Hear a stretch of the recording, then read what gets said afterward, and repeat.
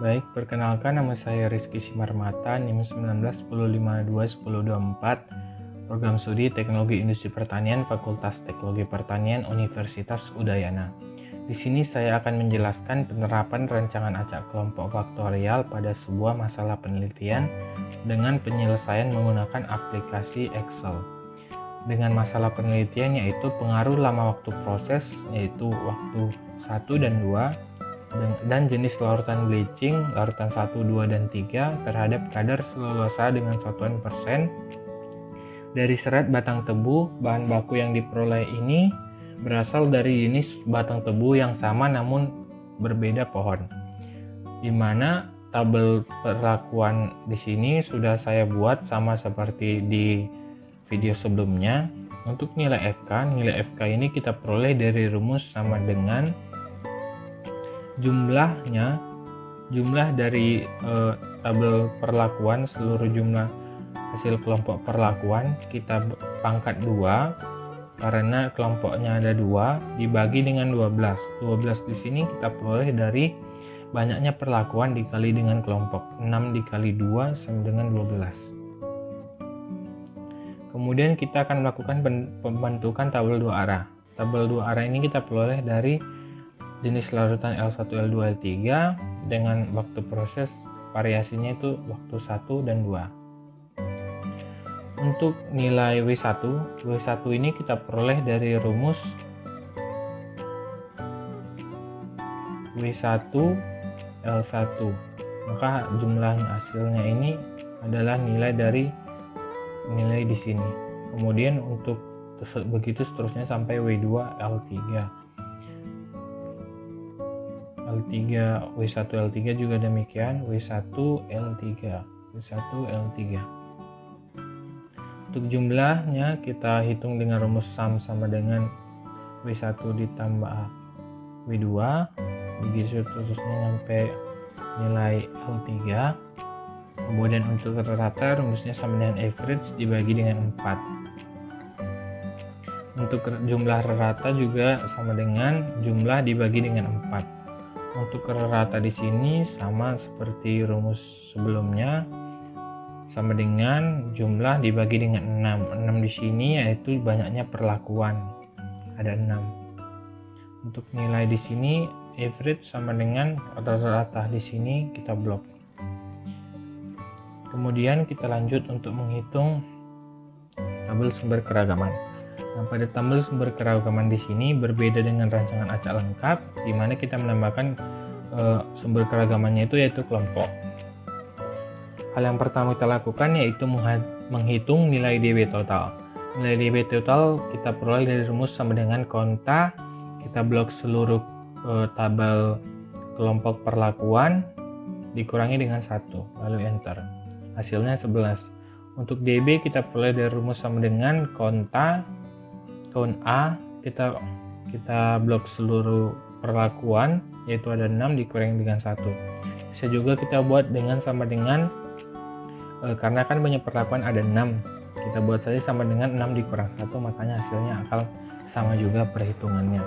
Untuk kelompoknya kita peroleh dari rumus sama dengan count A, di mana seluruh jumlahnya kita kurangi dengan 1, lalu kita enter.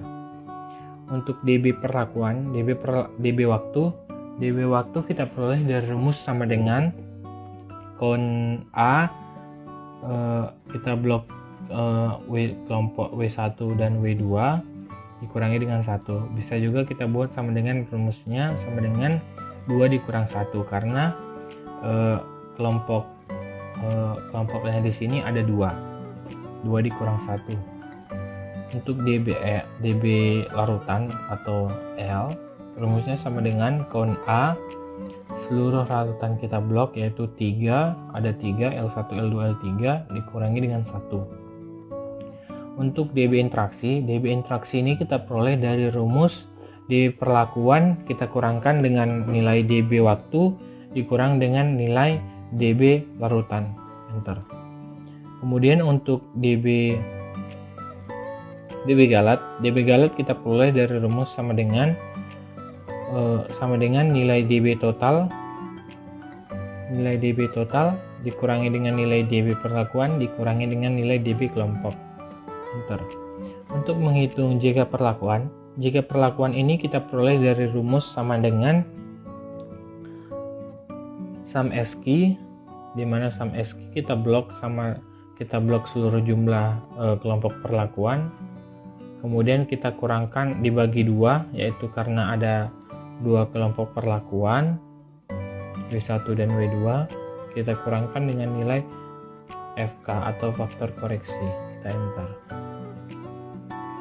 Untuk nilai JK kelompok ini rumusnya sama dengan sum SQ buka kurung, kita blok seluruh jumlah data kelompok per kelompok, kemudian kita bagi dengan 6 banyaknya perlakuan, kita kurangkan dengan faktor koreksi.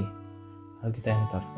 Untuk nilai JKW kita peroleh dari JKW, kita menghitung JK interaksi. JK interaksi ini kita peroleh dari rumus sama dengan JK perlakuan kita kurangkan dengan nilai JK parutan, kita kurangkan lagi dengan nilai JK waktu, lalu enter. Untuk nilai JK galat ini kita peroleh dari rumus JK total dikurangi dengan JK perlakuan dikurangi dengan JK kelompok, lalu enter. Kemudian untuk nilai KT perlakuan ini kita peroleh dari rumus sama dengan JK dibagi dengan JK perlakuan dibagi dengan DB perlakuan, lalu enter. Untuk nilai JK kelompok ini kita peroleh dari rumus JK kelompok dibagi dengan JK DB, lalu enter. Untuk nilai KT waktu proses kita peroleh dari rumus sama dengan JK waktu dibagi dengan DB waktu, enter. Ini untuk nilai interaksinya juga sama, untuk nilai KT galatnya juga sama rumusnya. Kemudian untuk nilai F hitung ini kita peroleh dari rumus KT perlakuan dibagi dengan KT galat. KT galat di sini kita buat sebagai faktor perhitungannya, lalu kita berikan tanda dolar untuk bisa kita drag. Ini bisa kita drag seperti ini setelah kita buat seperti tadi, lalu kita enter. Untuk nilai F tabel 5%. Nilai F tabel 5% di sini sama seperti video sebelumnya, kita buat sama dengan F inverse 0,05, kita bagikan dengan perlakuan, kemudian kita berikan tanda dolar di galat, DB galatnya, lalu kita enter. Bisa langsung kita drag. Untuk yang 0,1%, 10% juga sama, F inverse 0,01 untuk 10%, kita enter.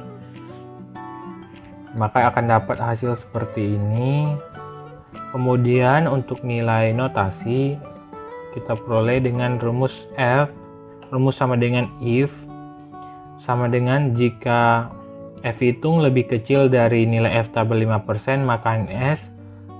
Kemudian jika F hitung lebih kecil dari nilai F tabel 0,1% maka tandanya di sini berpengaruh nyata, bisa juga berpengaruh sangat nyata apabila keduanya lebih kecil. Lalu kita enter. Di sini diperoleh kesimpulan bahwa perlakuan berpengaruh nyata terhadap masalah, kemudian waktu proses juga berpengaruh nyata. Untuk kelompok interaksi maupun kelompok interaksi dan jenis larutan di sini tidak berpengaruh nyata. Kemudian akan kita lanjutkan dengan uji lanjutannya.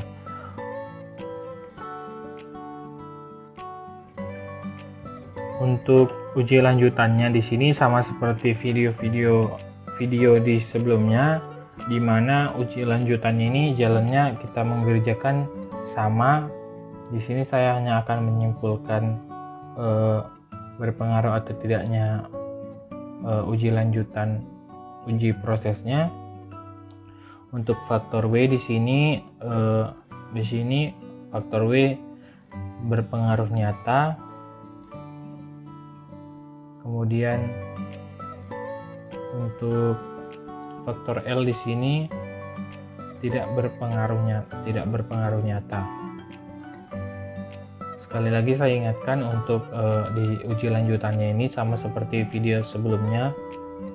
Jika teman-teman ingin menonton, bisa dilihat di video sebelumnya untuk tutorial di uji lanjutannya.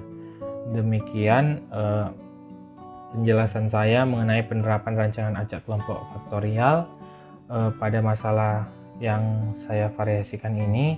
Semoga teman-teman dapat memahami berdasarkan video yang saya buat. Apabila ada pertanyaan, dapat mengirimkan pertanyaan melalui sosial media yang ada di deskripsi. Saya ucapkan terima kasih dan salam sehat.